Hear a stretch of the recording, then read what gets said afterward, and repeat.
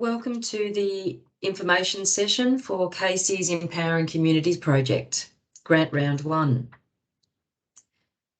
We had 5 Casey Action Group members at the presentation, so I just want to highlight that it's fantastic to have had Andrew Guy and Brenda Wood, who are our community representatives on the Casey Action Group, and also some ex officio members on the Action Group, Jace Westland and Wendy Tran and myself, Imogen, the project officer from the City of Casey.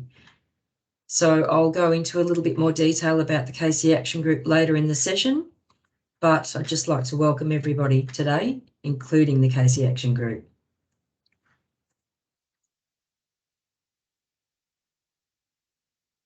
Just to start with an acknowledgement, the traditional owners of the land in and around the City of Casey. The First Peoples and custodians are the Boon Wurrung people of the Kulin Nation, and I'd like to pay respects to elders past, present and emerging. And I'd also like to acknowledge any First Nations people who are attending the presentation today.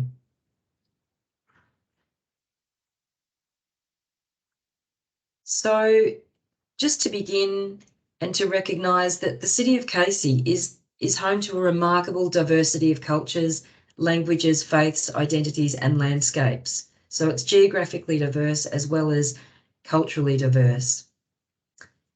These overlapping communities in Casey's collective identity contribute to its growing story. So we recognise this diversity as a real strength and we aim to share, nurture and to celebrate that. Unfortunately, nowhere is perfect and Casey's crime rates are above the state averages for a couple of areas. Common assault and threatening behaviour and family violence, drug possession and robbery and theft in a number of areas, car theft, house burglaries. So these are the kinds of things that were included in the City of Casey's application for the Empowering Communities grant, and this was the context around why the City of Casey applied for these funds. So just a bit of background about the project. The City of Casey received the Empowering Communities grant from the Victorian Government as part of the Building Safer Communities program, which stretches over 2 years. So it's a Department of Justice and Community Safety grant. The project is delivered via the community action group called the Casey Action Group, which I mentioned before. 12 community leaders and representatives from the City of Casey, from Vic Police and from the Department of Justice and Community Safety as ex officio members. So the ex officio members work with the Casey Action Group. The funding's been provided. My role is to facilitate and work alongside the group.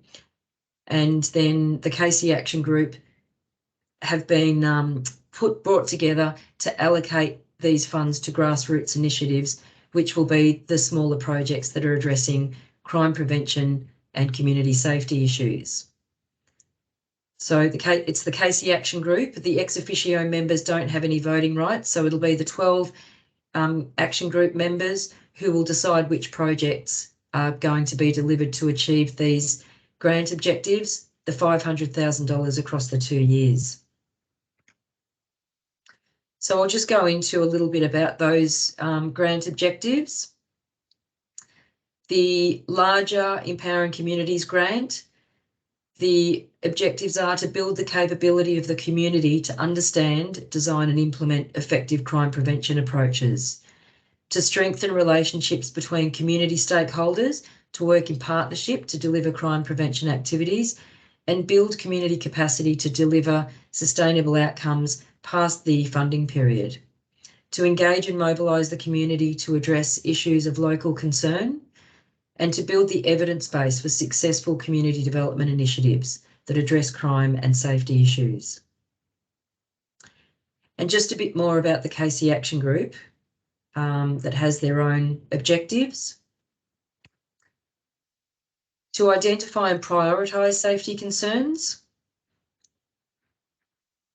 allocate funds and resources to enable community actions to address the identified issues, undertake a coordinated response to deliver the project advocate to all levels of government. So that's one of the fantastic things about how supportive the Department of Justice and Community Safety have been in working with the Casey Action Group. So there's an opportunity for advocacy within this project, which is fantastic, and to evaluate projects and to provide structures for community engagement and input. Back in December in 2021, there was a community safety forum. There was about 100 attendees, and this was a World Cafe style community approach to having conversations around some of these safety concerns in Casey. So I'm going to play a short video which really wraps up. There was some sketch artists and there was a video put together which really sort of wraps up some of the main points that were discussed at that forum. This is a really great little summary. As part of the Building Safer Communities program, we're holding community forums across Victoria. We heard from the community in Casey about the importance of feeling connected and having a strong sense of belonging. Casey includes metropolitan, rural and coastal areas, and the community is diverse, vibrant and passionate about where they live. Casey locals want more safe spaces in public and common areas, and work needs to be done so that everyone feels accepted, safe and included. Some communities are more affected by crime than others, and there are particular issues regarding perceptions of safety in the new growth areas. Young people specifically want more opportunities for their voices to be heard and access to more programs to help them engage in education and find a job, while seniors, women and girls in the community want to feel safer by being respected and included. Casey residents want to be involved in finding solutions, building capacity, hosting festivals and community events, having strong community leaders and engaged multicultural communities were some of the ideas that came up. For more information and to find out how you can get involved, visit crimeprevention.vic.gov.au. So that video sort of wraps up a lot of the things that were discussed. Those are the main areas, but a report came from that forum, which is quite a comprehensive report. And over the last 5 months, the Casey Action Group have been working together alongside the ex officio members, myself and others, just really sort of deliberating about how some of the main themes that came from that forum will inform how the grants are going to be allocated. So that's what this presentation is all about today, is to talk about what those priorities are and how organisations will be able to work on these priorities. So the grant round is now open. It opened last Tuesday on the 2nd of August and it closes on Sunday the 4th of September.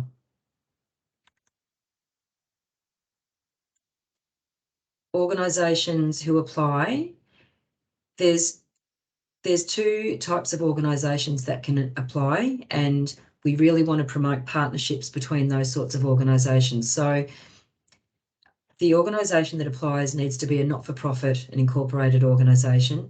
And in saying that, we really want to encourage smaller organisations to apply as well. And so if a smaller organisation does not have those sort of incorporated aspects to their organisation, then they're able to partner up with a larger organisation very easily. MOUs sometimes sound a little bit overwhelming, but they don't have to be complicated. The City of Casey's got a very simple MOU template, and a partnership situation can be set up very quickly and easily. So we really encourage smaller organisations to come up with these innovative ideas and then look at partnering with a larger organisation who they can be auspiced by. And then those larger organisations then would look to have public liability insurance of $10 million as a minimum. And then in those applications, we would need to have a certificate of currency to support those insurance policies. But yeah, partnerships will really be encouraged in this grant round. So coming back to those sort of main areas that the Casey Action Group would really like to encourage people to start thinking about, the categories for funding. And again, the last number of months, the group has really been doing some great work on how to really nail what these objectives are for these grants. So community connection, increasing community connections for priority groups. Now, the identified vulnerable groups through these processes and these conversations have been identified as women, identity-based groups, young people and seniors. So increasing community connections for these priority groups, enhancing social inclusion, equity and access to services. So connection is the first part. Community identity was identified as being also really important. So fostering an inclusive shared Casey identity through targeted interventions which celebrate diversity and multiculturalism. Safety is the last component, of course, supporting neighbourhood and place-based initiatives, either in or outside the home, which address crime or increase people's perceptions of safety by either by design of physical assets or through media approaches.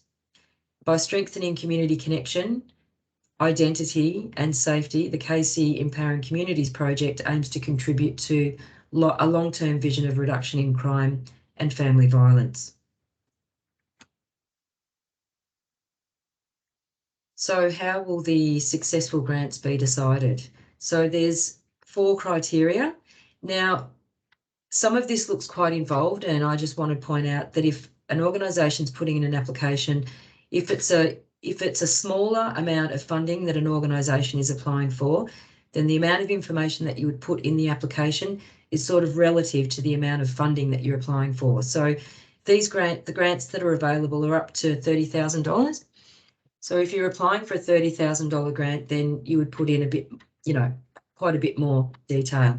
But if your project is only a $10,000 grant application, then you would put in a bit less information.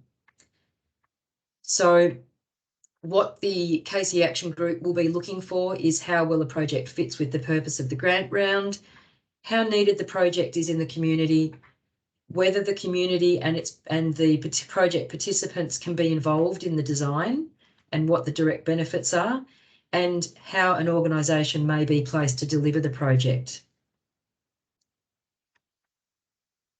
So the main questions that organisations would want to consider is a description of your organisation and the usual activities that your organisation undertakes, and then the project idea, why the project is needed, what you're actually aiming to do and how you'd like to do it, and how you're set up to deliver, and then a budget. So I'll just go into these in a little bit more detail.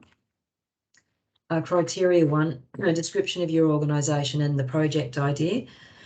Excuse me. So what are the normal services or programs that your organisation delivers, and then what's the project idea?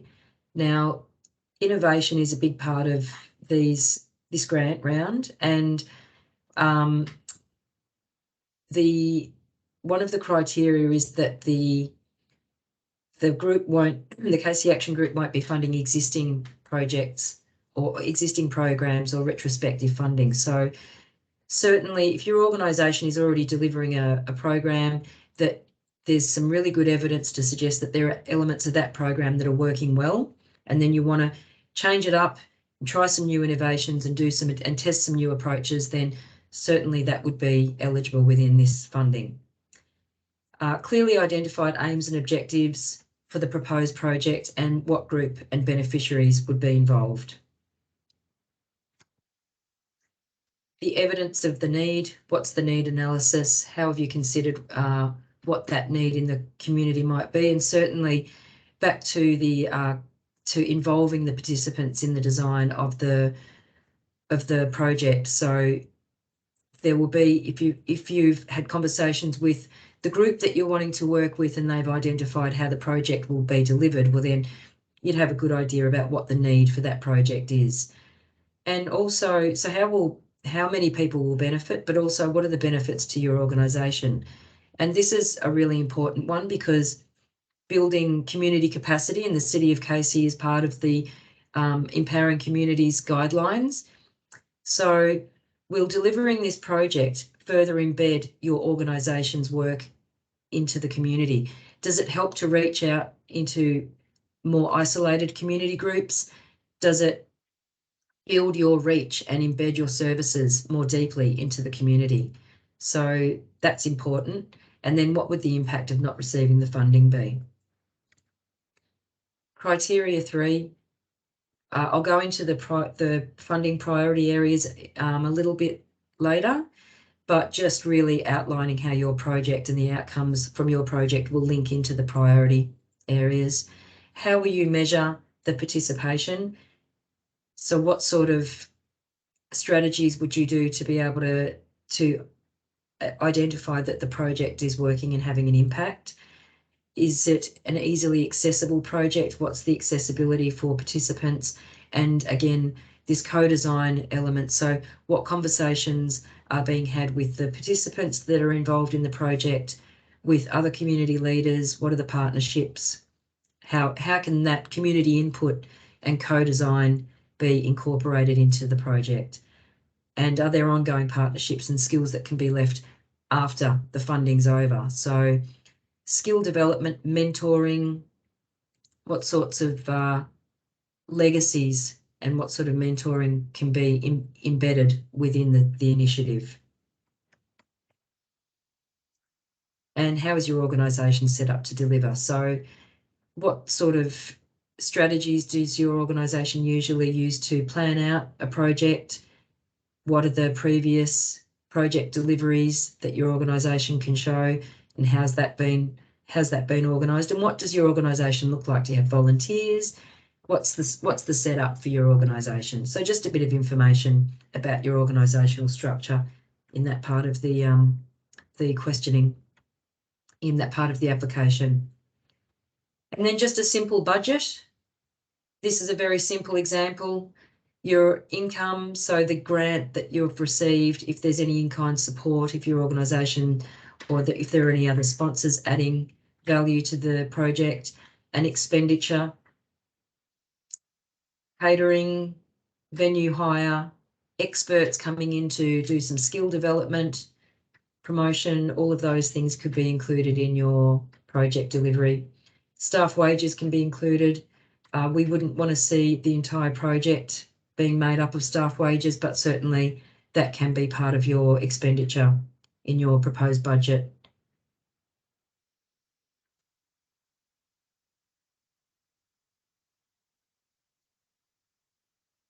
So just going into a little bit about what happens when you put in an application. It'll come to me at the City of Casey and I'll just check to see that the organisation is eligible. And if it looks as though there are any issues there, I'll contact the applicant. But then the applications go through to the Casey Action Group. And our Casey Action Group, as I mentioned before, very diverse group of community members who live in the municipality. They've not self-nominated and applied to be in this group, and they are the panel that will assess all of the grant applications. And then after that, the final applications, the final successful applications that the Casey Action Group wants to put through for funding will go through to the Department of Justice and Community Safety. They'll endorse the applications, and then the organisations who apply will be notified. So just touching on what will not be funded.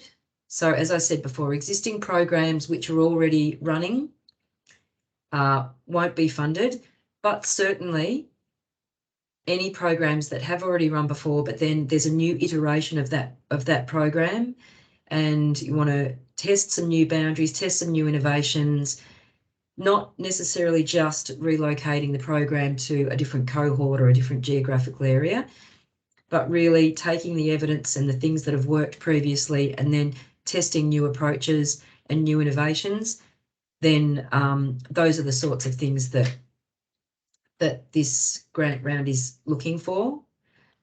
Organisations can put in more than one application, but only one application could be successful in this one round. No events held outside Casey, only within the City of Casey. Capital works and things that benefit a specific facility would not be eligible. Council has equipment grants that might be more appropriate for something like that.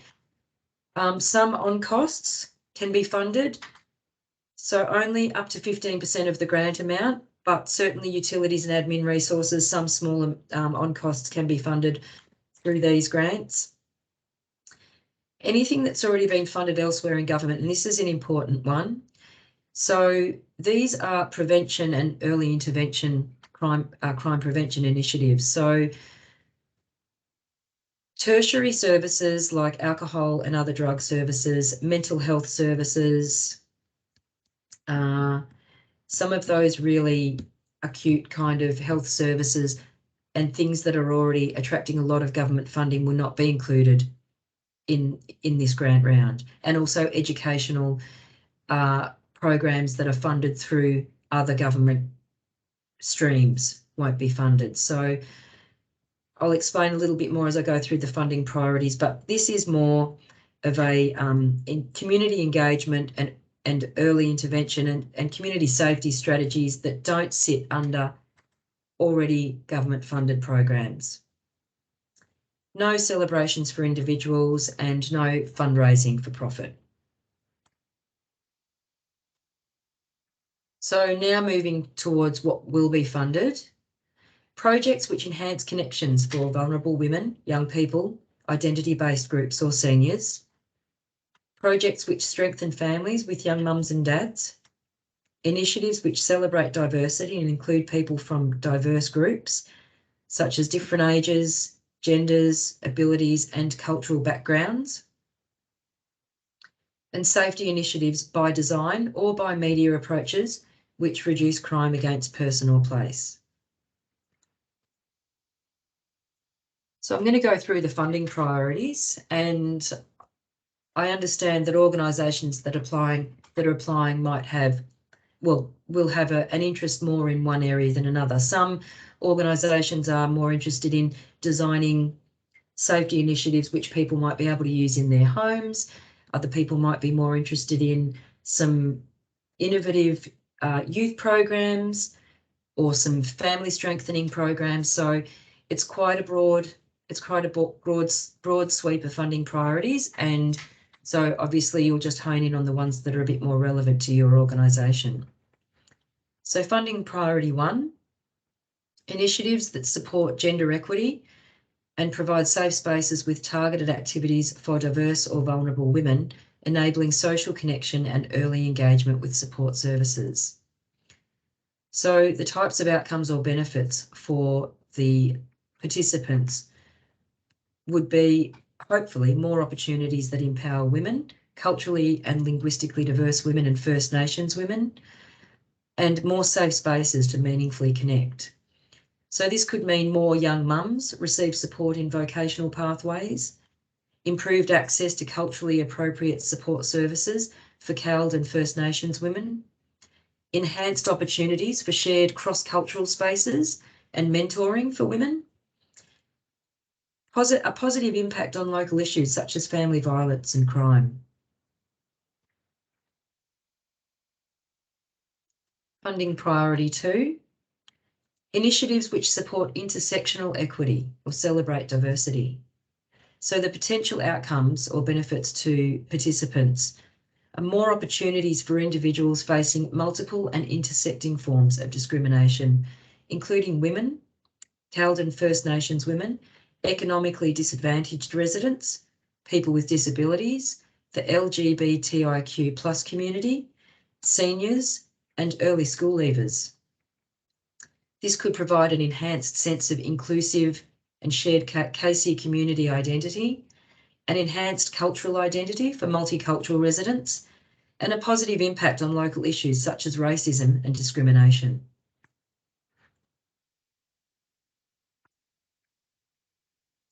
Funding priority 3, safe spaces and targeted activities for diverse, vulnerable young people up to the age of 18, enabling social connection and early engagement with support services. So the outcomes or benefits to the participants more easily accessible safe spaces where diverse, vulnerable young people can meaningfully connect. More at-risk youth participate in physical, emotional or mental wellbeing activities, including multicultural approaches. Now, in the grant guidelines, it describes these as therapeutic activities, and the term therapeutic is not used as a clinical concept. It's more around activities being targeted specifically for the group of young people that the project is working with. So if there's a group of neurodiverse young people who have got lots of energy and the activity is around lots of physical activity, then that would be described as a therapeutic physical activity, because the physical aspect of the activity is designed specifically for a therapeutic outcome for a group of really energetic young people. Similarly, a therapeutic mental wellbeing activity could be teaching a group of people the benefits of journaling or mindfulness, those kinds of things. So the word therapeutic is really around the idea that the initiative is designed specifically for the group that the project is working with. So these sorts of initiatives could improve access to qualified multicultural youth workers or mentors, improve access to services, including multicultural services for neurodiverse young people to receive specialised services. Early school leavers might receive support to re-engage in vocational pathways. There might be more multicultural youth spaces, youth workers and service referrals, enhanced opportunities for shared cross-cultural spaces and a positive impact on local crime and recidivism. Funding priority 4, opportunities for seniors to socially connect. So the potential benefits here are better access to information, including multicultural approaches and things like buddy type programs for seniors. So seniors being identified as a vulnerable group, and I think that this funding priority links quite closely with funding priority number 6, and I'll explain that a little bit more. But just this idea that seniors, if they're more socially connected and then they've got more access to information, and more access to networks and information means that you're able to keep yourself safer at home. Seniors can be targeted for things like online scams. There's a number of different ways that seniors can be safe at home through checklists, safe at home checklists. So these sort of connections, I think, really create an additional perception of safety for seniors and also give them additional information on how to keep themselves safe. So enhanced opportunities for shared cross-cultural spaces for seniors is also really important, and just improved safety through these social connections. Funding priority 5, opportunities for young dads up to the age of 25 to socially connect and engage with support services early if they need it. So the potential benefits for the Casey participants: improved access to support services for young dads to meaningfully connect and participate in therapeutic activities, including multicultural approaches. So this might improve access to qualified youth workers or mentors, including multicultural approaches, improve access to services for neurodiverse young dads to receive specialised services, provide early school leavers with some pathways to re-engage in vocational opportunities, improve access to parenting and family strengthening programs. And so that would be a really important one for young dads. And then that could positively impact local issues such as family violence and crime. So the last one, funding priority 6, local neighbourhood initiatives which improve barriers to crime or reduce crime and increase perceptions of safety. So the potential outcomes and benefits: improved access to physical, in-home or public space strategies which reduce crime against person or property. So that could also include, so as I said before, a good example is for the seniors, the safe at home checklists, And one of the other options for this particular category is exposure to media. So, excuse me, it could be traditional or online media that helps to reduce crime against person. And that could be also media around reducing family violence and or increasing gender equity. And the outcome is to positively impact crime and perceptions of safety there as well. So this idea of the design of physical things that could be in the home or in public spaces, which could reduce that crime against a person or property.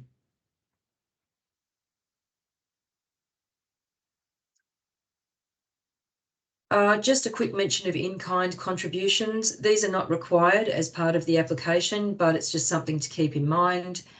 Volunteer hours are considered in-kind contributions. There are some on-costs, printing, venues, stationery, those kinds of things can be considered as in-kind contributions. And also fundraising, which feeds directly back into the project, would also be an in-kind contribution. So just to wrap up, a couple of important points and something that I didn't mention at the beginning, which I'll dive into now. So if your application is successful, then you'll be notified by email. The grant rounds, which I mentioned at the beginning of the presentation, it's a 6-month project delivery between November and April for this first grant round. Now, organisations that are tracking really well with their project delivery, and if they have an idea and a project that could be scaled up, then grant round 2 will be from April 2023 right through to April 2024. So grant round 2, keep it in mind.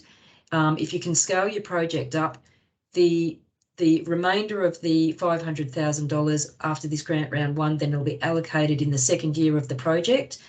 And organisations that are tracking well with their projects put themselves in good stead to apply for that second round of funding.